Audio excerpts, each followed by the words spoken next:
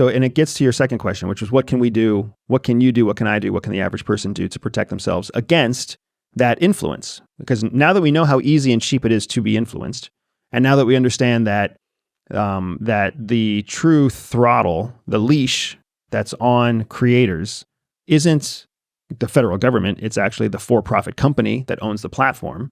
What can we do to protect ourselves from the information that is spread on those platforms that we consume? Mm-hmm. So there's a couple things that I think are important to highlight. So first, it's really easy to fact check. It's shockingly easy to fact check. But even more than fact checking, what I would recommend people do is look for bias or slants.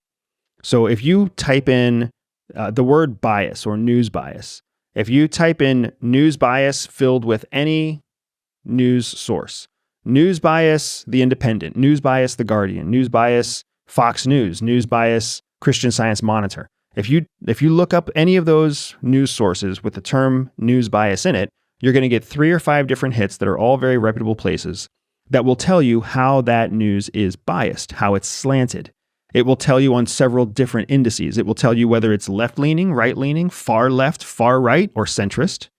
It will also tell you the quality of the reporting factually. So it will say slightly left, highly factual, slightly right, highly factual. Or it will say slightly left, not based in fact, far right, not based in fact, and a whole slew of different things in between. And it'll tell you that for foreign news sources like Al Jazeera, BBC, The Guardian. It'll tell you that for local news sources, even down to, your local CBS, Channel 14, Action News, Saskatchewan. Mm-hmm.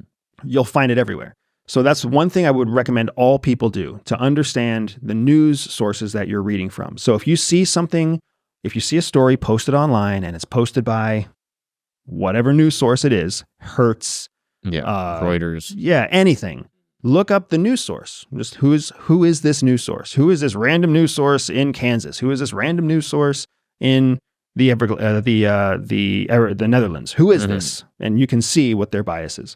Second, a process that we teach at CIA, we teach people to look at conflicting, like intentionally conflicting news, like look at 2 different news sources that are opposite and look for how they are covering the same story. Because all stories are covered from 2 different angles at least. And when you find your CNN and your Fox News are both covering the updates on some battlefield in Ukraine, where the 2 stories say the same thing, there's a high level of factuality there, high probability of factual reporting. Mm-hmm. Where the 2 news stories say different things, now you can't rely on that. Mm-hmm.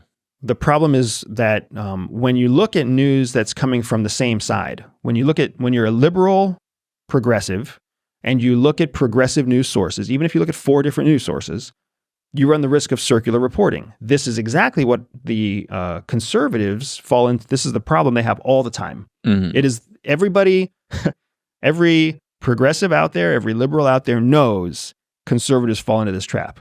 Conservatives don't realize they fall into this trap, but they do. Mm-hmm. And then liberals don't realize they also fall into the same trap. One news story that's carried by a leading news source is then repeated over and over again by all the other sub-sources. So Fox News says whatever, right? AT&T got hacked, 2.9 billion records got taken.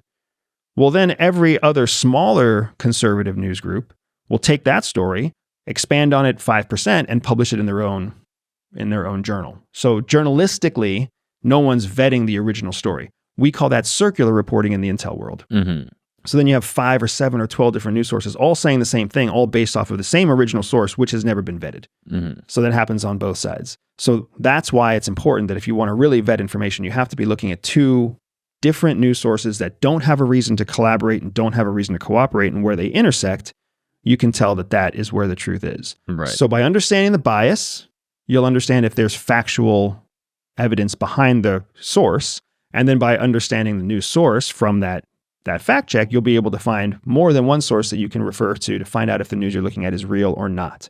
That's on the news side. Right. And this is editorialized media. Correct. But user-generated is kind of, to me, where the problems lie. It's where many of the problems lie.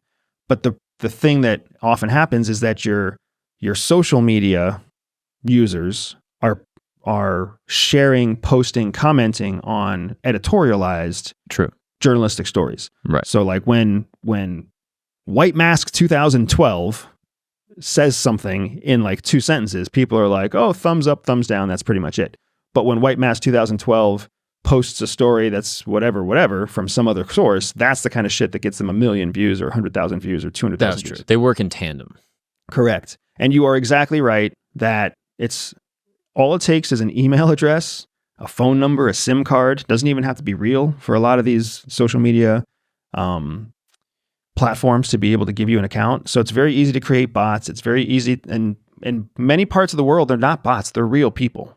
Mm-hmm. If you look at India, Pakistan, Iran, parts of Eastern Europe, it's people are so desperate for a job that if you'll pay somebody $50 a month, they will create a genuine account with a real person and they will post whatever the fuck you tell them to post because they're getting paid. It's a job for them. So that's exactly how you see a lot of Russian disinformation, a lot of Iranian disinformation, a lot of Chinese disinformation in Taiwan. That's how you see that stuff get spread. Real users just looking for a job. Right.